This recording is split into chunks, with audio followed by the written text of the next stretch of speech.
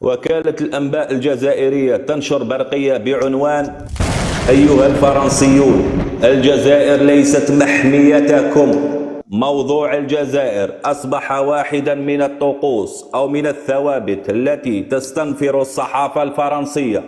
الصحافة الفرنسية تحولت إلى جوق إعلامي يحترف كل الممارسات العدائية ضد الجزائر. فرانس 24 أصبحت قناة قمامة وينطبق عليها عبارة الجمل الذي يبحث عن حدبة فوق ظهر آخر وينسى حدبته. الجوق الإعلامي الفرنسي بات يتهجم بخزي ودون حياء على كل التحولات التي تشهدها الجزائر منذ انتخاب الرئيس تبون رئيسا للجزائر. يتزامن هذا التهجم على الجزائر بأوقات تشهد فيها فرنسا إحدى أحلك المراحل في تاريخها. وكالة الأنباء الجزائرية، الجوق الإعلامي الفرنسي بات يتهجم بخزي ودون حياء على كل التحولات التي تشهدها الجزائر منذ انتخاب الرئيس تبون رئيسا للجمهورية.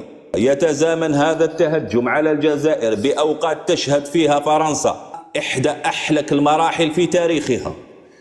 وكالة الأنباء الجزائرية على أعضاء هذا الجوق المعادي للجزائر أن يدرك أن الجزائر التي طردتهم منها هي بلد الحريات وبلد مستقر ومزدهر بعيد كل البعد عن مستعمرة البؤس.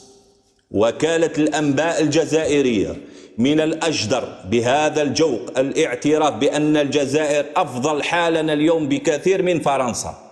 وكالة الأنباء الجزائرية، الجزائر سنوات 2020 هي دولة تزدهر بمؤسسات شرعية ومستقرة، بينما أصبحت فرنسا دولة غير قابلة للحكم. وكالة الأنباء الجزائرية، الجزائر بلد متحرر من أي مديونية، فيما تغرق فرنسا في بحر ديون تفوق 3000 مليار ضمن 5 دول أوروبية الأكثر مديونية.